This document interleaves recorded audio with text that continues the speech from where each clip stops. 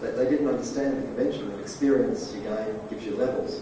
But yet they were getting levels, that was cool. They just had no idea why they were getting levels. They had no idea what this thing called experience was.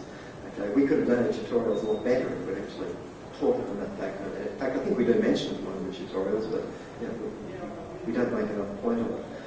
And part of the reason for that is that you know, Puzzle Quest has a very wordy kind of tutorial. There's a lot of words to read. It's much better if you can make the actual game itself a tutorial, so the game just gradually introduces you to the game concepts one by one, and steps you through that as part of the game or part of the story, without really just throwing up heaps of pages of text at you. And if any of you have played the DS version of Puzzle Quest, that's the very worst of all tutorial-wise. It just dumps about 3 or 4 screens of text at you and expects you to go back to the game and start doing everything you've learned. And I can tell you, having watched casual people play it, what they do is they read about the first paragraph, then they start hitting next, and they get back to the game and they don't know what the hell to do next. And in the case of Puzzle Quest, there is no back button to go back and read it. So it's kind of unfortunate. But they sort of soldier on and get it eventually to like the game. But really, the game should be taking responsibility for that and actually teaching it to them. And the second thing is to keep it concise. You know, no 4 pages of text.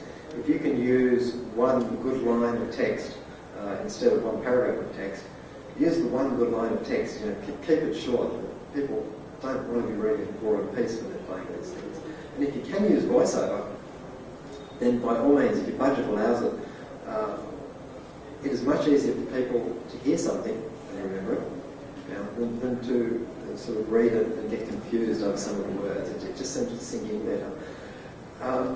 You know, the great thing about voiceover is, if any of you have ever been involved in sort of writing a script for voiceover, you'll know that the more script you write, the more money it costs. So voiceover forces you to keep things concise, not just the fact that no one wants to listen to 10 minutes of spoken tutorial, but they want to be kept short and sweet. So voiceover great, not just because it's easier to learn, because it forces you to be very concise in the way you're explaining things.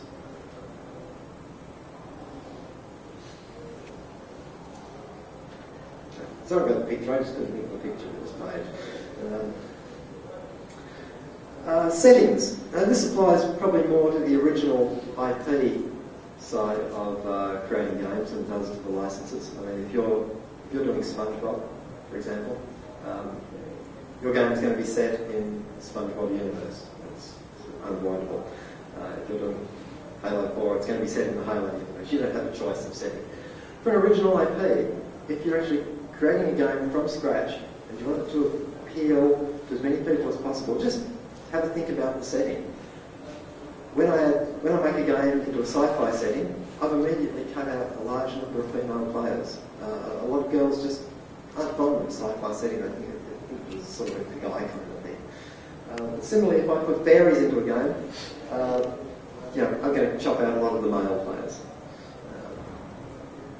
But if you think of a setting like pirates, everybody loves pirates, right? Guys love pirates, girls love pirates. Pirates are great.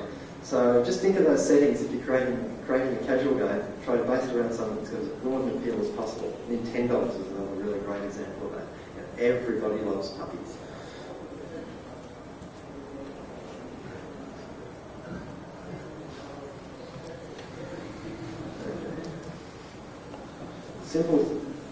Simple choices. Something that hardcore games can do. It doesn't really stop them being hardcore. It makes them very friendly for casual people. Heroes and Might and Magic, and that's my very cynical take of the way Heroes and Might and Magic works. I mean, despite the fact that the game Heroes and Might and Magic looks like Santa's sleigh just overturned on the land, and there's so much good stuff to go around and pick up, every time you land on something, there's one of these screens will pop up that says, would you like good thing A or good thing B? And it's a very simple choice. It's not too scary for casual people.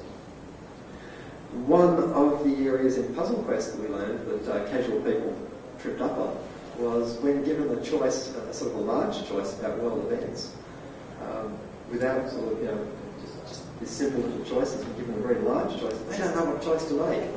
They've got no idea. With hardcore games, we'll quite often have a character level up and we'll present them with whole big sheet of numbers and say, okay, now choose the skills that you're going to level up. And the casual person looks at this and they go, oh my God, I don't know what to do. And oftentimes, it is cause for them to become stressed and put down your game and go and play something else. Your reward is actually backfired in this case. If you can give casual gamers very, very simple choices, then it's much easier for them to make. Now, I say granularity is the key here, and by that I mean that a lot of simple choices can actually represent a complex system quite well.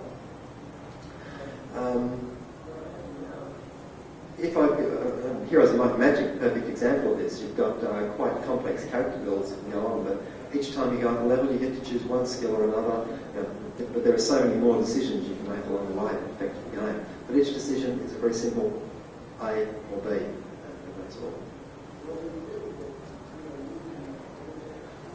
Lull. Ron says lull. Okay, I'm going to tell you a story now, which is good because the end is near actually. Right, I'm going to tell you about a guy who I met in a clothing store not too long ago. This guy, and it ties a little bit back to Peter Molyneux and his gimmicks, I guess. This guy could have been a great game designer, I guess. Working in the games industry, you'll all the time, you'll be meeting and chatting with people, and so what do? You say, I write games for a living. And quite often one of the responses you get back is, I've got this really cool idea for a game. And we used to get hearing really bad ideas on the end of this usually. But this guy's done it. So I'm in Roger David, I was trying a new jacket, I was trying a couple of different leather jackets. This guy chatting away about his girlfriend and what he's doing at the end of the day. And he said, and what do you do for a living? I said, I write games. He said, I've got this awesome idea for a game, dude. And I said, yeah, okay. I said, do you want to share? He's like, oh, you might steal it. I hate to tell you guys that design ideas are really cheap. I've already thought of way more games I'm never going to do in my life. I'm probably not going to steal this. I said, okay, that's cool, you know what to tell me. Tried on another jacket. Yeah, I could tell he was really itching to tell me about this game. He just sort of kept dropping into the conversation, mentioning it. And I said, look, I tell you what, tell me your idea for the game. I said, I promise you I won't do it. I said, and if I do it, I said, I promise you, I'll give you a job as a designer, right? He said, really? He said, you really do that? I said, yeah. I said, I promise. He said, would you pinky swear?